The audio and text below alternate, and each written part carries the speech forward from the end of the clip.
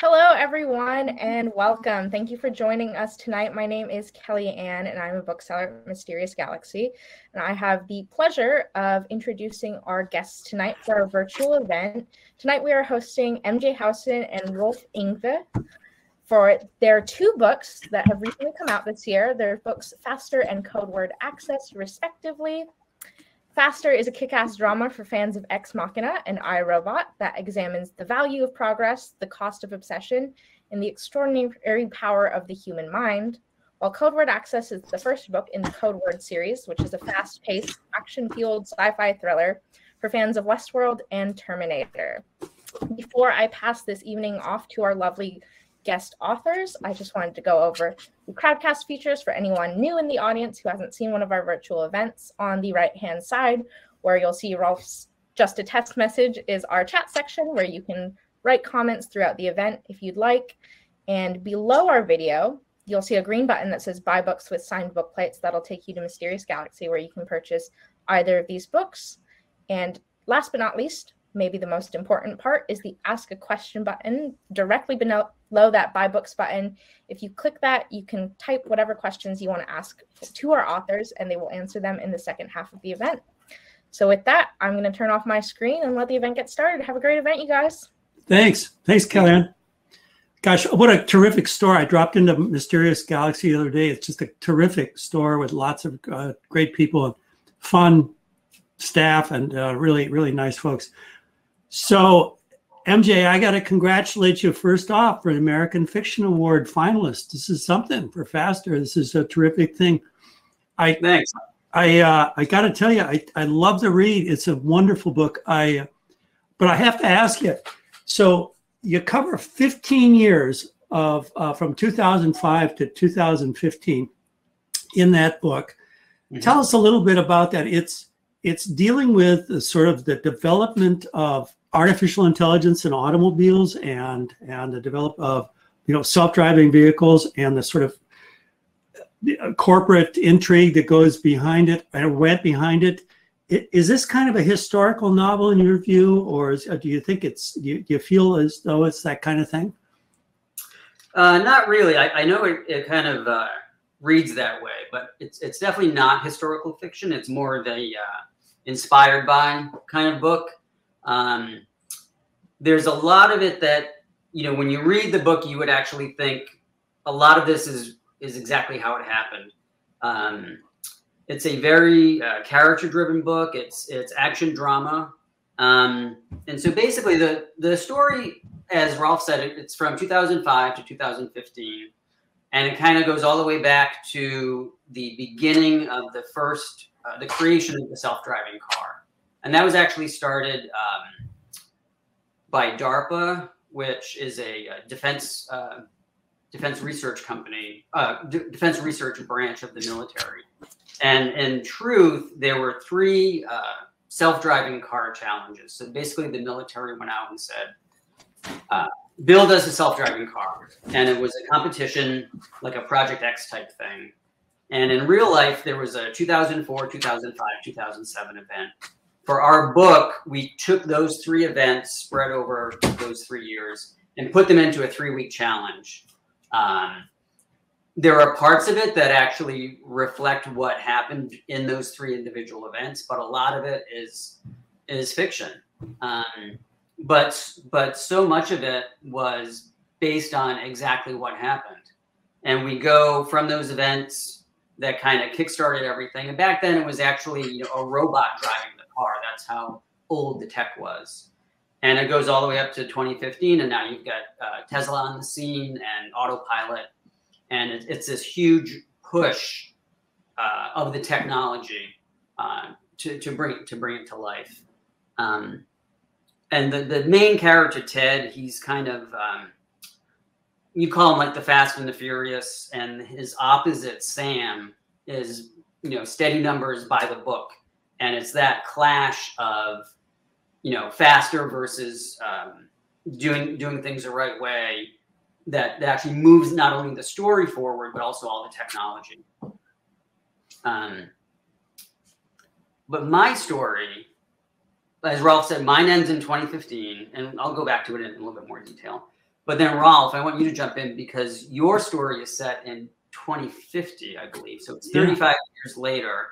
And I want to congratulate you because Code Word Access was also a finalist in the National Indie Competition. So we were both almost winners. We got that finalist line, and not quite the winner category. No, it's pretty. I'm really kind of gobsmacked, that somebody would actually consider the book a finalist. Now we're both writing under a pseudonym. We're writing as sort of a partnership with the publishing company under Alex Schuler. So we got Alex Schuler is hit, who doesn't exist, has got 2 books up there with some prize winning, which is kind of nice to do. Yeah, no, I think it's kind of interesting because the book that I have written flows really kind of out of yours in a lot of ways, because mine deals essentially with artificial intelligence as it's kind of hit its sweet spot. So we have a guy, especially you were talking about DARPA and all that development. We have this guy who's created an AI for the military that seeks out terrorists and kills them. And then he decides, young genius dude decides to give this artificial intelligence a conscience, and essentially, he thinks it should, if it's going to be doing all this stuff on its own, it needs to have a conscience. And in fact, it should make decisions on the basis of, the best outcome for the greatest number, which is a little naive because pretty quickly after that, you get into the ends justify the means. And what could possibly go wrong? And of course, it slides downhill quickly and into a morass of chasing around. But the thing that was interesting in terms of the technical side of writing for this was the whole idea of sort of envisioning the future as it would be 35 years from now, and looking at where we have right now, what we have right now, and thinking about things like brain-machine interface, which you got into a little bit with your book, thinking about how do you connect with a auto-driving, a self-determining vehicle, and then looking at the idea of people trying to figure out how to react or relate to an artificial intelligence with their own intelligence and their own emotional state, which I found to be a fascinating thing to be able to think about and write about. So the book winds its way through to, one of those thriller sort of endings where people are fighting against the artificial intelligence a little bit like Terminator. But of course, the challenge was how to make it not Terminator, how to make it something different, how to make it something beyond what everybody knows about. And I found that to be a lot of fun working on as I was working on the book. So listen, I gotta ask you now that we kind of got into it. Did you have to do a lot of research and thinking into it? In fact, there's a good question that came up and said, how much of your personal experience and knowledge informs your writing? I want to bring that up first because I know that you have some personal experience and background in IT and development and that sort of thing. Did you have to do a lot of research in order to get into this history of how the I know it's not a historical novel, but to get into the veracity of how to make a self-driving automobile? Yeah, so when Level 4 had approached me to write a book for them, they basically gave me a list of like, here's our current 10, see which ones jump out at you. And the reason that faster jumped out at me is back when I was in high school, I was trying to decide, what do I want to be when I grow up? And it was either going to be IT or automotive design. Right. No, none of us did that. No, we never thought about that. No. And but I was really big into cars as a kid, and I still am. So I read every car magazine there was. So when I read the synopsis for Faster, and then I got the project spec with all the details, I was like, oh, I could totally get into this because I'm a huge fan of cars, but I did have a ton of research to do. So because I'm really big on realism, all my books, I like realism.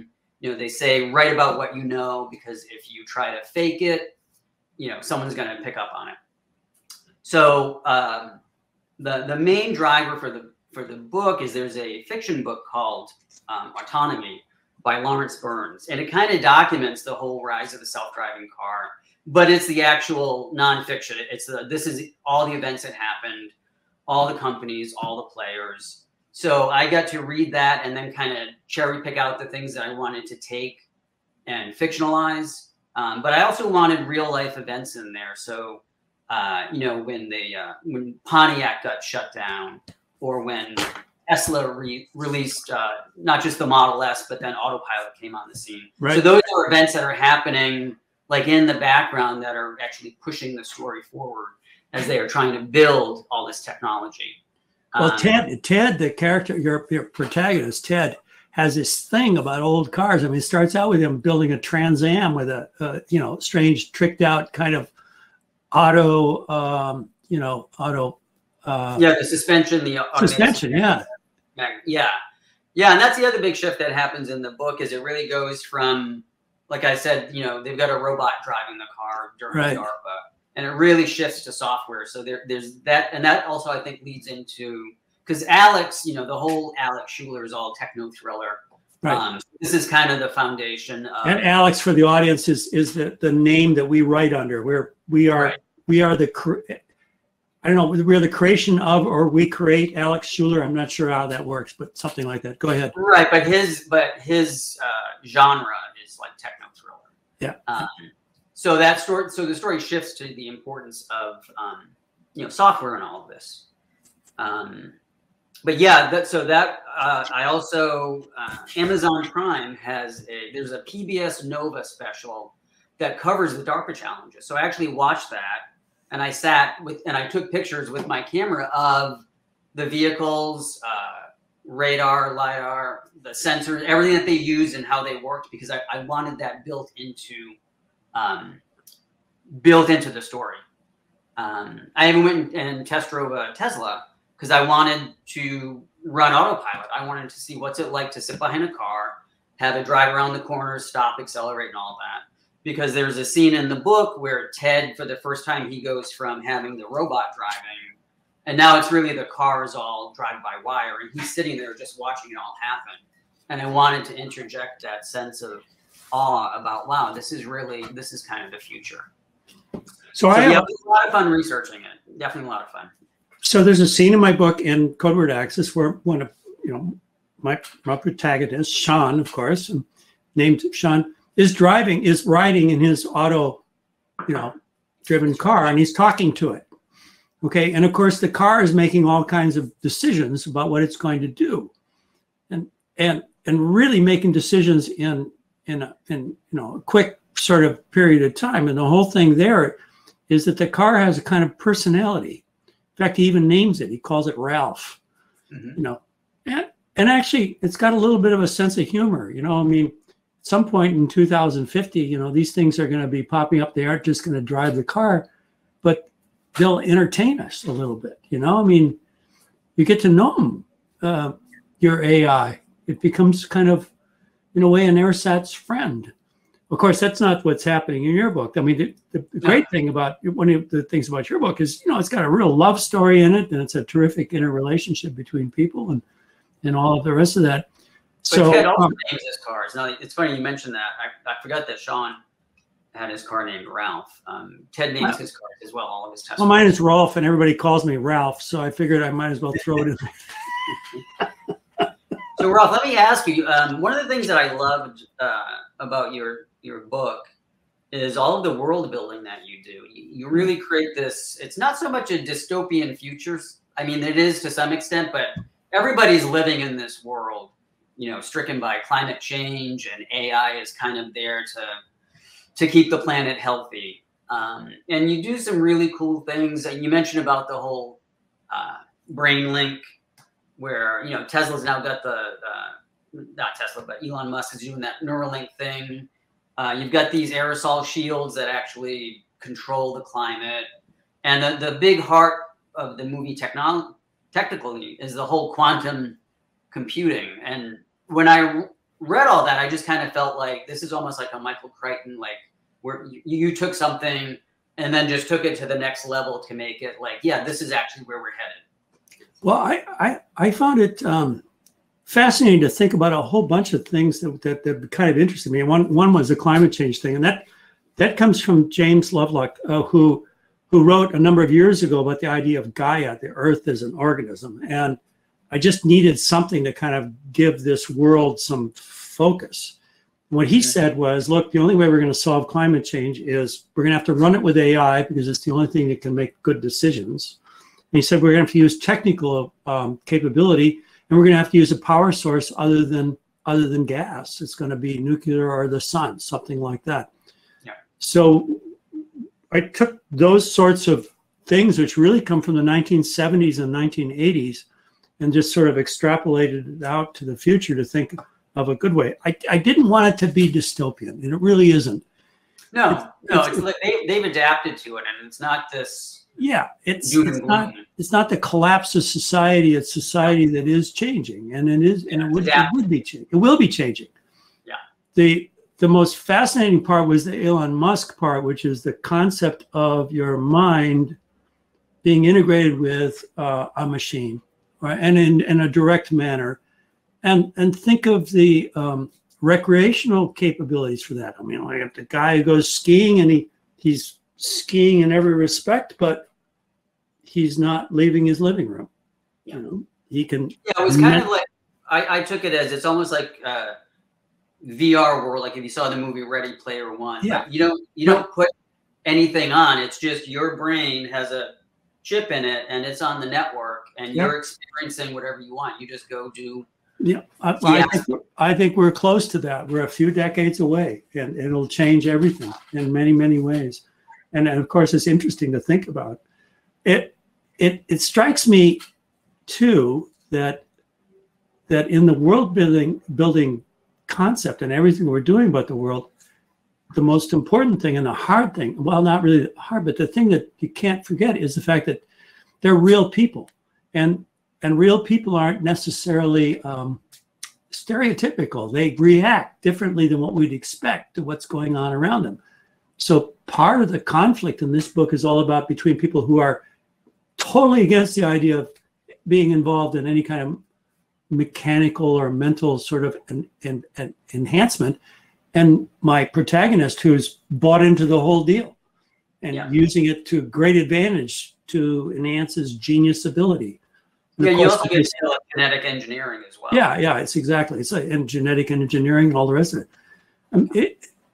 Things are moving so fast now. I mean, think of the world in 2005 when your book starts. Yeah. And you do this so well. You follow it right on through.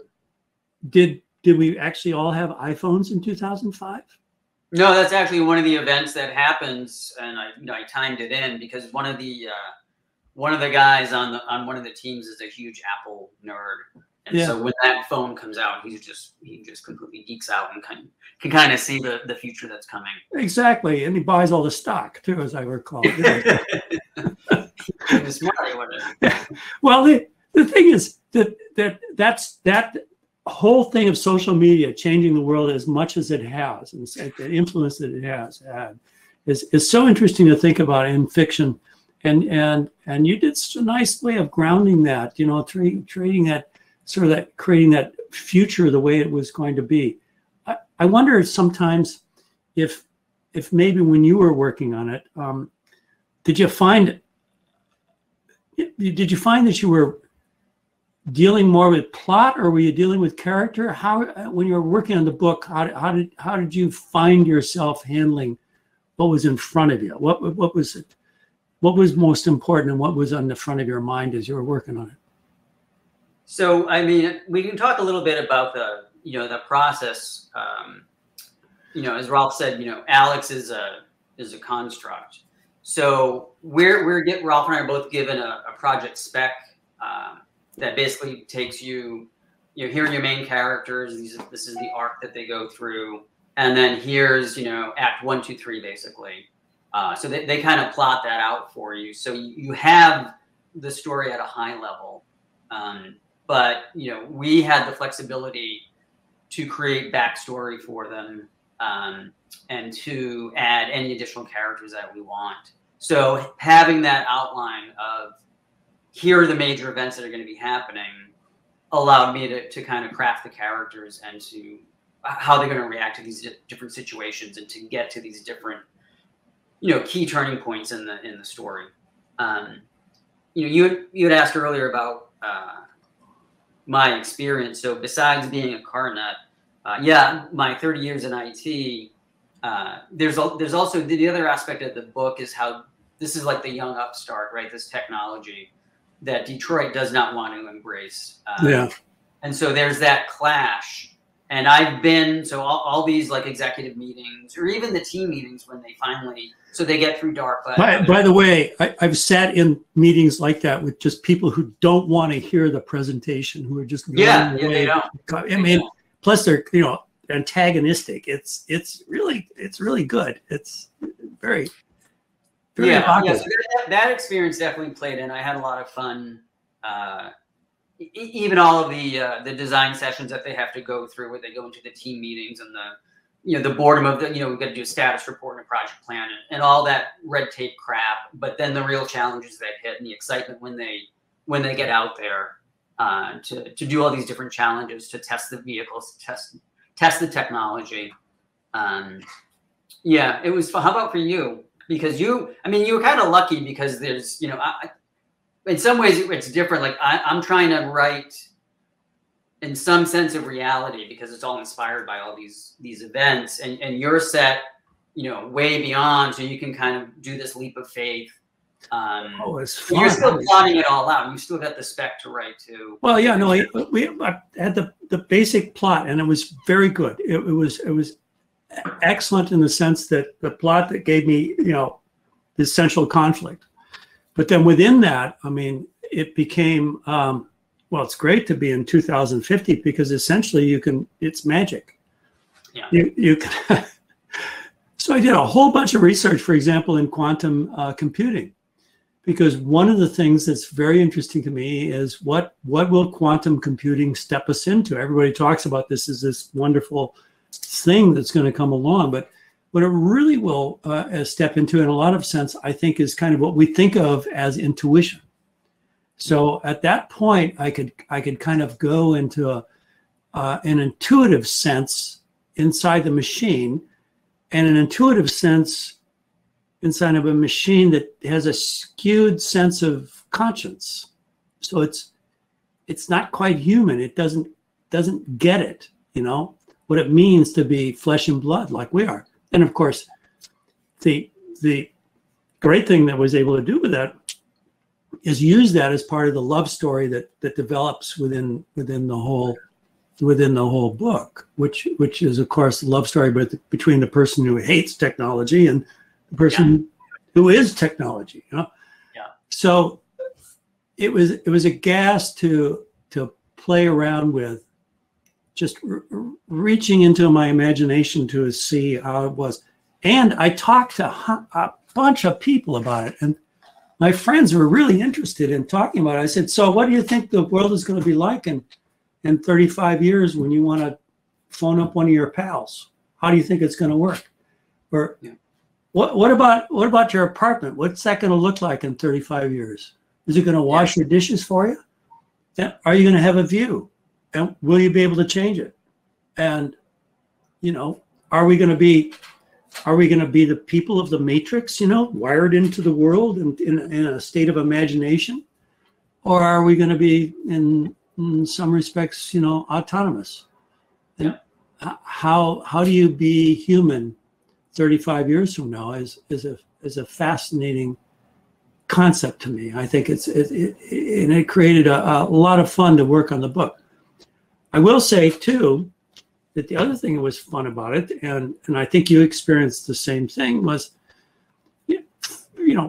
I've written a couple of novels, and you've written what, 5? This is your 5th novel, is that correct? And one of the things that's fun is sometimes just being able to not have to worry about the plot. What's going to happen next? Sometimes it's great to have that in front of you and then just move from the beginning to the end, and then make it interesting for the audience, the people who are going to read it. How do we make it fun for people who are going to read it? How do we make it interesting? How do I make the person turn the next page? Right. Yeah. I think one of the challenges that both you and I had, and I want you to tell me something about it, was how do you create all this technical stuff and jargon and everything else, because there's a huge amount of it in the things that we're writing about. How do you make that accessible to other people? That's hard work. You do a good job with it. Well, you know, it's funny. Back in my prior life in IT, one of the things that people always told me was that I was really great at taking complex systems and simplifying them. So if we were implementing a new payroll system, or we were going through an acquisition and everything that had to be mapped over, right, I was always known to go to the once I got up to go to the whiteboard, it was like, oh, he's going to the whiteboard. But I was really good at just taking complex things and breaking them down, sort of putting them in like layman's terms. And so for me, I kind of enjoyed that. And because it's not even though it's a techno thriller, I consider Faster more like an action drama. There's not a lot of technical mumbo jumbo. I don't get into the, you know, this is how the sensor works, and all this time, you know, designing the sensor. It's like, we've got to make it do this. You know, this is what it's meant to do. Right. So I try to keep it as simple as possible, just so that people understand when things break and fail, when they succeed, when they downsize technology or things like that. But that's all kind of background to the core story of advancing the self-driving car. And like I said earlier, how Ted and Sam are just yin yang, polar opposites, and that clash is what moves everything forward. Well, it's. But you came up with you came up with your own lingo. I mean, you know, and well, I thought you were really good at explaining, you know, a lot of the everything from the neural technology to the minimum income housing that people that lived on like a fixed income from the government, and all of that this world building you did was really incredible. I think it's a great. Well, I had a lot of help. I mean, I had a lot of help. I read an awful lot around the book. I read a lot of science fiction. The biggest thing I was trying to get into is the mind of this AI. But I also, you know, went into people who wrote about artificial intelligence a lot, and the world, you know, creating the world. So I took little pieces from everybody, like, you know, Philip K. Dick, right? The Do Androids Dream of Electric Sheep? I mean, it was so fundamental. The question of what is an android, which is really an artificial intelligence, what is it in terms of being human, and how do we relate to it? And his answer in the novel is that an android didn't have a sense of empathy, which is a fascinating thing. You think about something that looks like a human being and acts like a human being, but doesn't empathize with you. It doesn't understand the idea of pain, for example. Then Ian M. Banks wrote these wonderful books about the culture sort of universe, which is this huge universe. And he wrote up with AIs that had a weird sense of humor in their own sort of interior culture, where they're like interrelating in their own way that human beings can't understand. They look at us a little bit like as if they were gods, you know, and we're sort of like, oh, you know, entertainment. You know? Yeah, exactly. So a lot of it was going on with that, and the fun part of creating the world was trying to pick the right things to make fit. But I got to tell you, it's just like you. How do you put that on the page without getting too far into the description of it? You know, I mean, yeah. I'm talking about, for example, quantum computing. You know, maybe I think maybe I went a little too far deeply. I don't think so, because it's such a, you're building this whole future world. And for me, it was kind of the opposite. I'm like I said, it's inspired by. So I want to take where the technology was and sort of how, you know, it's funny with the whole AI aspect. There's a running joke through Faster about AI and Rise of the Machines and Terminator, and how, you know, when they first build that robot to drive the car, and just how that's, you know, that day is probably coming. You know, Sam says the self-driving car has to be smarter than a human. It's got to be better than a human. That's the well, you're talking about singularity. You're talking about the idea of singularity. You know, the point at that moment when the AI, and you deal with it in your book, you're directly, the idea, when does the AI sort of become commiserate with being a human being? Yeah. That day will come. It is. It's going to be interesting to see how much is going on. Well, listen, we're at 30 minutes, and we got a couple of questions here. I got to ask you. Let's see. Quite a few. So we talked about one. Where do you draw inspiration for your characters? Where do you find inspiration for your characters? So, well, part of it, I mean, like I said, you have to write about what you know. Yeah. The spec will give you.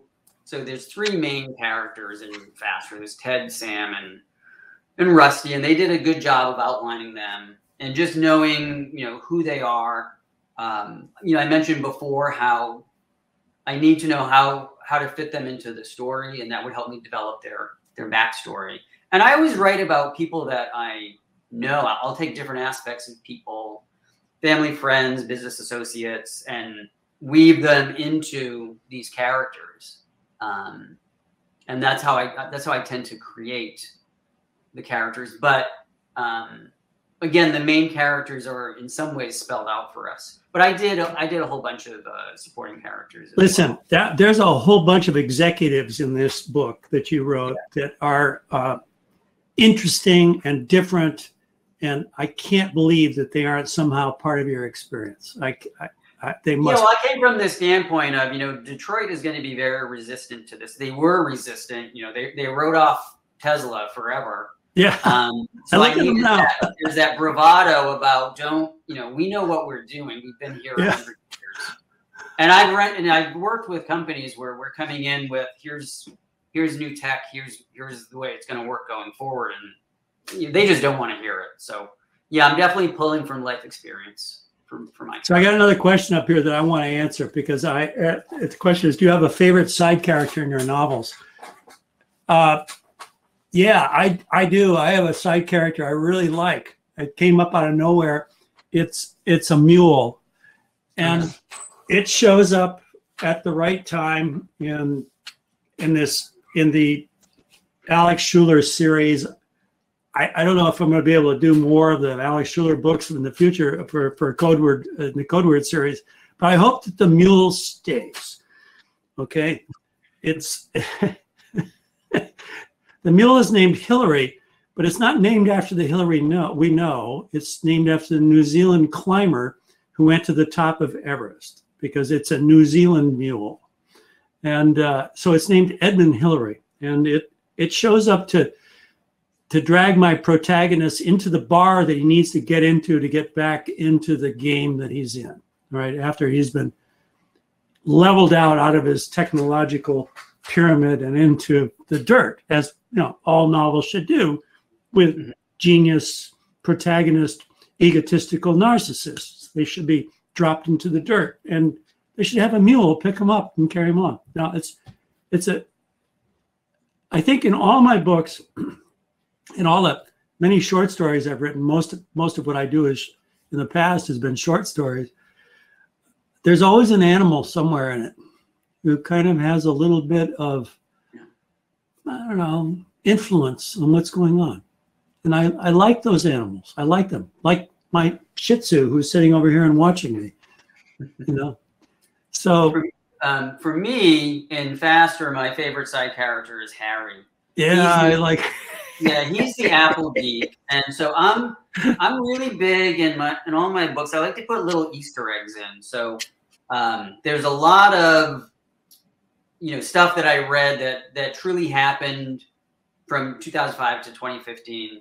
So, for example, at DARPA, Steve Wozniak was at DARPA at one of the races in 2004, 2005, and he was zipping around on a Segway and stopping into to chat and check on people. So I purposely wrote Harry, and Harry actually has a Segway. And so when he's at the event, just say it, I see it. Yeah, he's just completely flabbergasted. And there's a line where he just drives off, and Harry looks at Ted and he goes, "Oh, he hates me," and he's like, "He doesn't even know who you are." So he was definitely my favorite. Yeah, I had a lot of fun writing him. He was a great character. Yeah. So here's another question. You both had different careers in the IT and the military prior to writing. Did you always want to write, or were you inspired? What inspired you to start is the question. So for me, I loved creative writing in high school and college. And it was one of those things where I thought, oh, someday I'm going to write a book. And in my early 20s, actually right after college, I started to play around and think about writing a book. And back then, it was, AOL dial-up.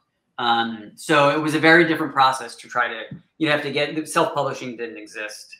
But I was passionate about it then. And then my career kind of took off, and suddenly I didn't have any free time because I'm working and traveling. And I just kind of, it was always one of those things, you'll do it at some point. And then when I turned 50, I was like, you gotta start. You better get on it, man. You don't have much time left. Yeah, I'm gonna run out of time. So then I just like carved out, gave up my social life, and I'm like, yeah, right. So yeah, how about you? Well, I wrote short fiction from the time I was in high school. I've always been a short story writer, and I've published a bunch over the years. I guess written. I don't know. I told a friend of mine one time, I think I've written 100 stories. I published about 25. And in 1978, I published in Best American Short Stories, and I've won awards and been in a lot of little literary magazines and that kind of thing. But, with the career that I had in the service, I didn't have time to sort of like focus on writing a novel. I tried a couple of times to write novels, but it just didn't work out.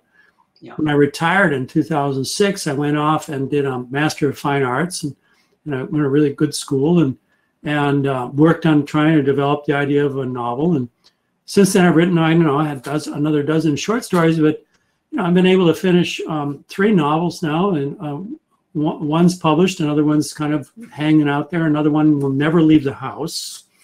We'll keep that one here.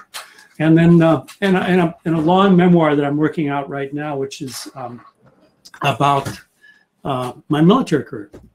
So most of this stuff that I wrote was not about the military. I didn't want to write about it. Mm-hmm.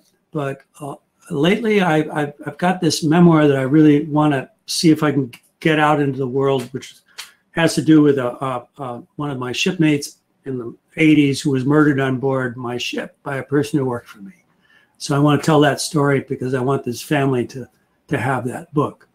That's the kind of thing that I've done, but all my life. And I used to write a little bit of intelligence too, which was always, not actually completely the truth. Okay, so maybe there's some fiction in that too. Anyway, so here's a good question. I love this question about time travel. Wait, here's a piece that I think is great. You should do this one because we've both been kind of dealing with this for many, many years, and neither one of us are famous. So do you have any advice for aspiring writers? Oh, yeah. Just don't give up,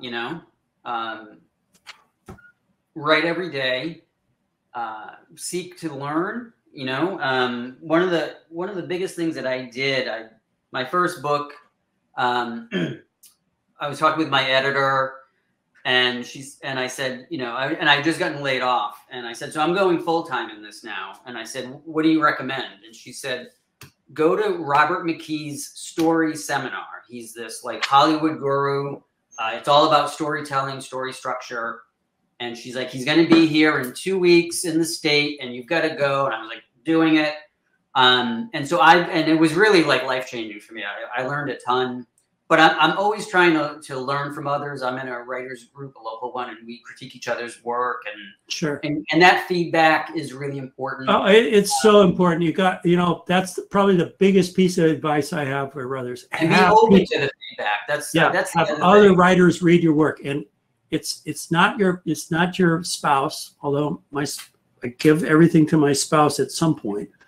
It's somebody who's deeply engaged in the work itself, who can read the work. I mean, I have this collection of short stories, Dog Watches, which came out a couple of years ago, and there's a list of people at the end of that book who read those stories and picked them apart and made me a better writer, just simply by saying something like, "Hey, Rolf, you know, this is really nice and you wrote this, but it's really boring."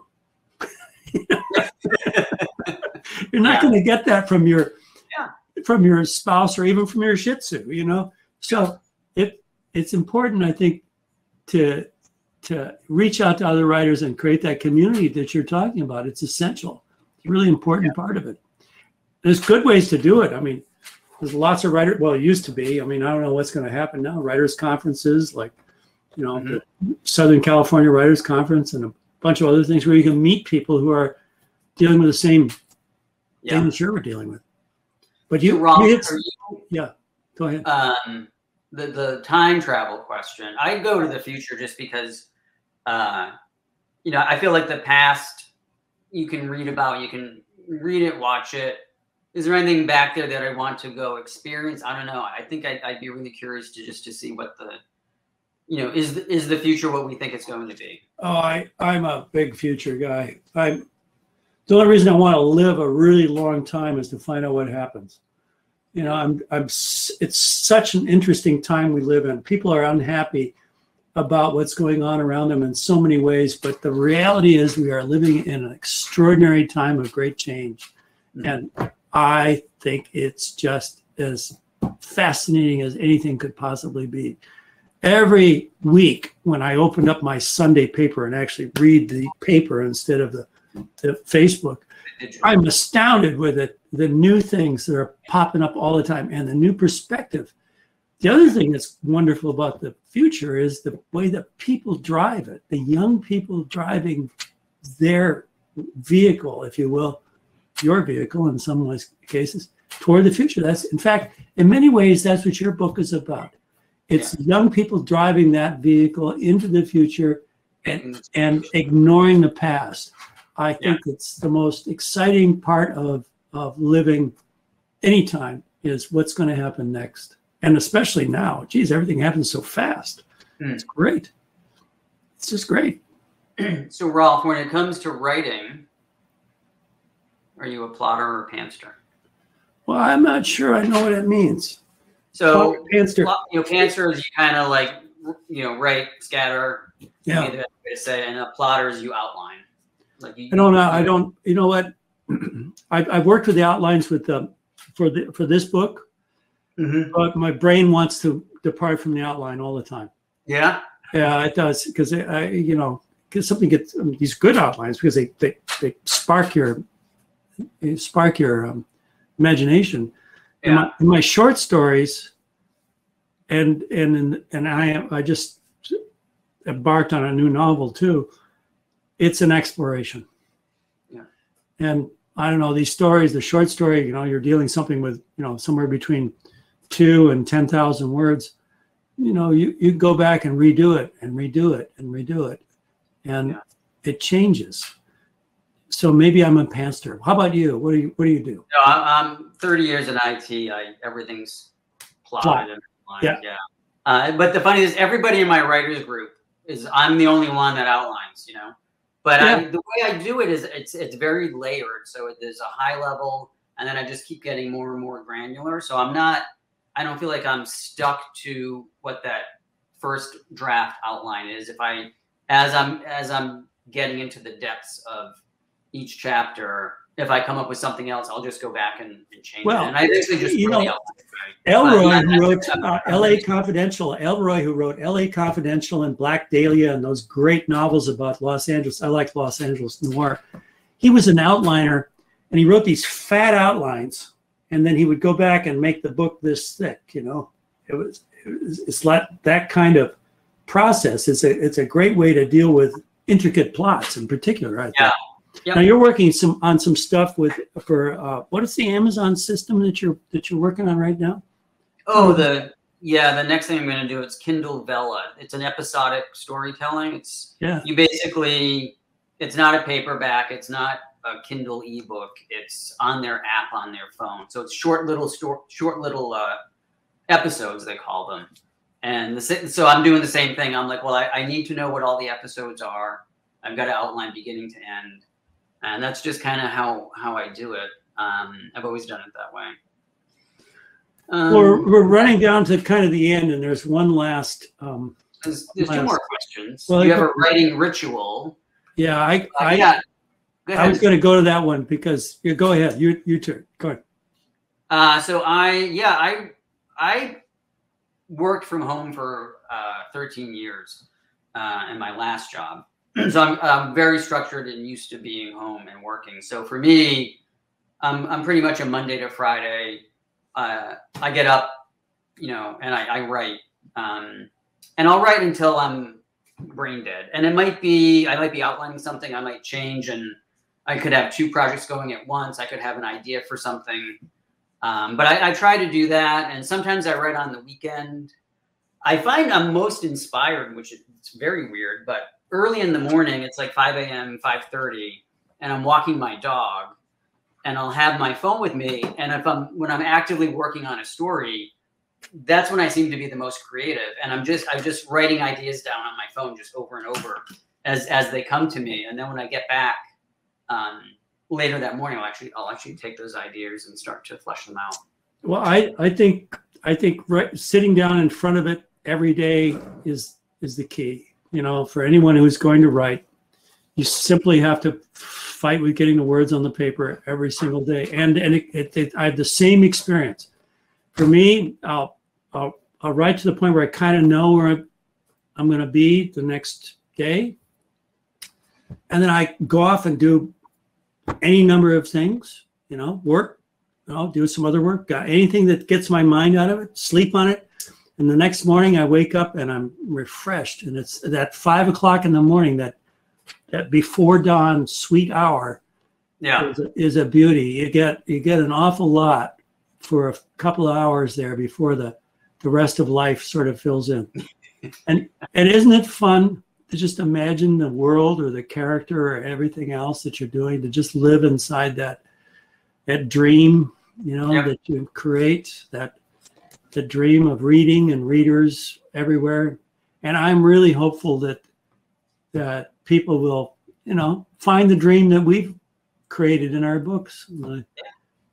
I hope everybody needs to buy faster, get it, go for it on Kindle, read it. You'll love it. It's a wonderful book. We've got one last question, and I think we got time for it. Sure. Why don't you take this one, Rolf? Oh, Most important aspect of writing for you? The character, world building, plot. Oh no, it's character. Yeah. No story is good without the people interacting. If you watch the old Star Trek movies, the old Star Trek series, you'll see the same plots that were on Gunsmoke. Everything is about character. The world around them influences them, and the way they react to it is fine, and all of the rest of that. But that's all window dressing. The whole thing that I live for in my writing is the internal conflict of the characters. What am I supposed to do? Who am I? And where should I go in this moment? And what should I do? Those questions are the key to anything that's worth reading. Otherwise, it's not even interesting. I think the world building is like the fun part, but it's character. To me, it's character and story.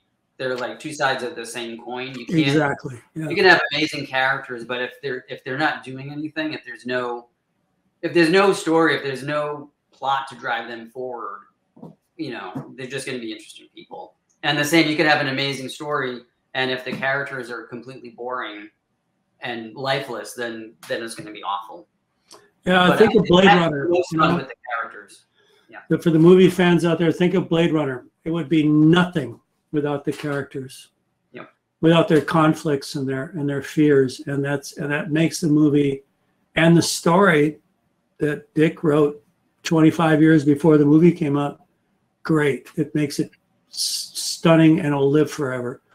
It's all about the character, even in any kind of circumstance. And why do we like good TV? We like good TV because we relate to what's happening in front of us. Right.